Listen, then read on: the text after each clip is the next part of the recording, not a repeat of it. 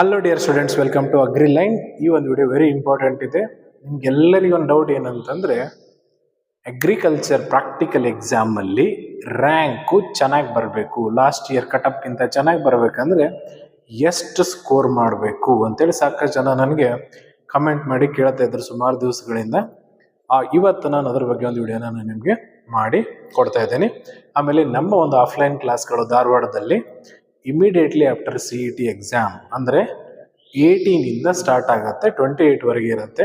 ಯಾರಾದರೂ ಆಫ್ಲೈನ್ ಕ್ಲಾಸ್ಗೆ ಜಾಯ್ನ್ ಆಗೋರಿದ್ದರೆ ಬೇಗನೆ ನಿಮ್ಮ ಅಡ್ಮಿಷನ್ಗಳನ್ನು ಮಾಡ್ಕೊಳ್ಳಿ, ಹಾಸ್ಟೆಲ್ ವ್ಯವಸ್ಥೆ ಇರುತ್ತೆ.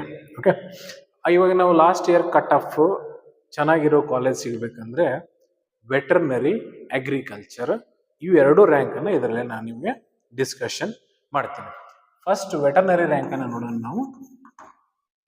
ವೆಟರ್ನರಿ ರ್ಯಾಂಕ್, ಈಗ ವೆಟರ್ನರಿ ರ್ಯಾಂಕ್ ಕೊಡಬೇಕಂತಂದ್ರೆ PCB CET marks plus practical marks ಅನ್ನು ಕನ್ಸಿಡರ್ ಮಾಡ್ತಾರೆ. 50% ವೇಟೇಜ್ ಇರುತ್ತೆ. ಇದು ಮೇನ್ ಬೇಸಿಕ್ ಏನಂತಂದ್ರೆ ವೆಟರ್ನರಿ PC ರ್ಯಾಂಕ್ ಕೊಡ್ಬೇಕಂತಂದ್ರೆ ಅಗ್ರಿಕಲ್ಚರ್ ಕೋಟಾದಲ್ಲಿ CET PCB ಅನಂತರ ಪ್ರಾಕ್ಟಿಕಲ್ ಮಾರ್ಕ್ಸ್ ಅನ್ನ 50% ಹಿಡಿತಾರೆ.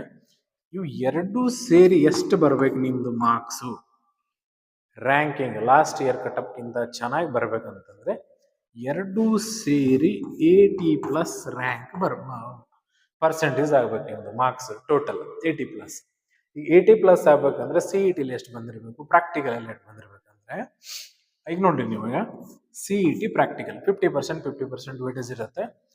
ಪ್ರಾಕ್ಟಿಕಲ್ ಅನ್ನ ನೀವು ಅನ್ಕೊಳ್ಳಿ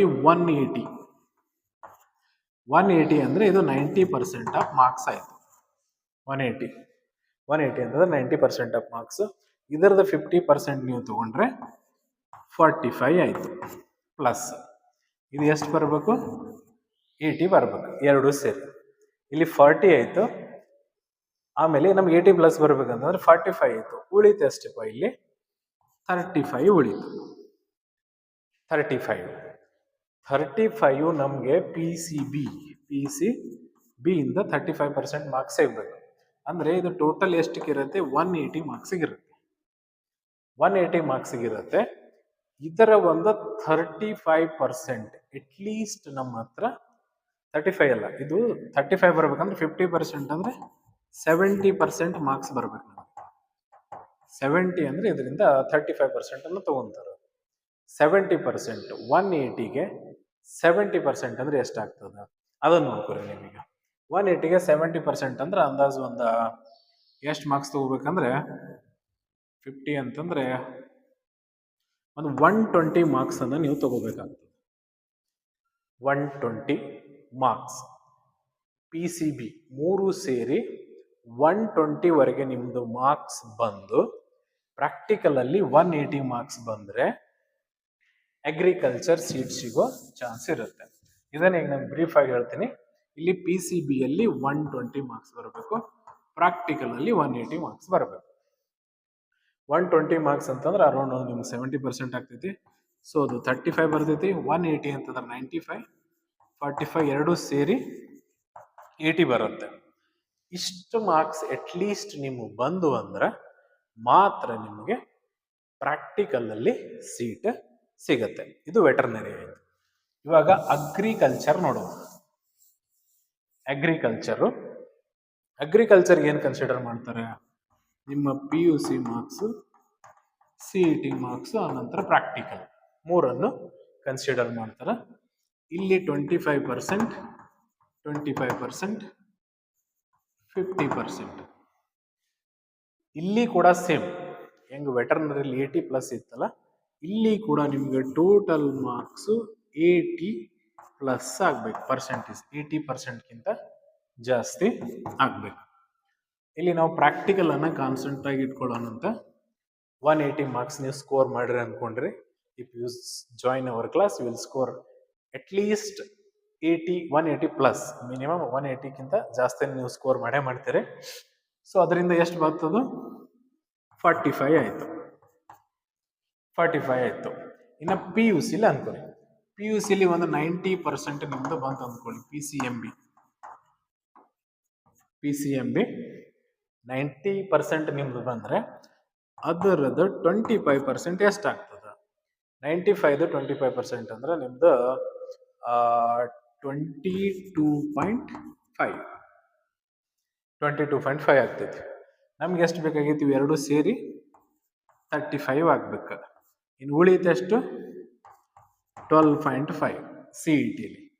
CET-ಲಿ 12.5 ಬರ್ಬೇಕಂದ್ರೆ PCMB ಎಷ್ಟಕ್ಕೆ? 240 ಮಾರ್ಕ್ಸಿಗೆ ಇರ್ತದೆ. 240ಗೆ ನೀವು ಎಷ್ಟು ಮಾರ್ಕ್ಸ್ ತಗೋಬೇಕು? 12.5 ಬರ್ಬೇಕಂದ್ರೆ ಅಟ್ಲೀಸ್ಟ್ 50% ಮಾರ್ಕ್ಸನ್ನು ತಗೋಬೇಕು. 240ಗೆ ಅಂದ್ರೆ 120+ ನೀವು ಮಾರ್ಕ್ಸ್ ತಗೋಬೇಕು. ಅವಾಗಿದು 12.5 ಆಗ್ತೈತಿ. 120 ಅಟ್ಲೀಸ್ಟ್ 120 ಮಾರ್ಕ್ಸ್ ನಿಮ್ಮದು CET-ಲಿ ಬಂದರೆ ಮಾತ್ರ ಈ ಒಂದು ಟಾರ್ಗೆಟನ್ನು ನೀವು ರೀಚ್ ಆಗ್ತೀರಿ. 80%. ನಾನು ಅರ್ಥ ಆಗಿದೆ ಅನ್ಕೊಂತೀನಿ. Veterinary ತಗೋಬೇಕಂದ್ರೆ CET-ಲಿ 120 marks. PCBಯಿಂದ ಮಾತ್ರ. ಅಗ್ರಿಕಲ್ಚರ್ಗೆ ಹೋಗ್ಬೇಕಂತಂದ್ರೆ ಅಗ್ರಿಕಲ್ಚರ್, ಹಾರ್ಟಿಕಲ್ಚರ್, ಫಾರೆಸ್ಟ್ರಿ ಎಲ್ಲ ಬರ್ತಾವೆ. ಅಲ್ಲಿ PCMB 4 ಸೇರಿ CET-ಯಲ್ಲಿ 120 ಮಾರ್ಕ್ಸ್. PUC-ಯಲ್ಲಿ 90% ಇದ್ದರೆ ಮಾತ್ರ. ನಿಮ್ಮದು PUC-ಯಲ್ಲಿ 50% ಇದೆ, CET-ಯಲ್ಲಿ ಕಡಿಮೆನೇ ಐತಿ. ಪ್ರಾಕ್ಟಿಕಲ್ ಒಳಗೆ ನೀವು 200 ತೊಗೊಂಡ್ರು ಕೂಡ ಸೀಟ್ ಸಿಗೋ ಚಾನ್ಸ್ ಕಡಿಮೆ ಇರ್ತೈತಿ.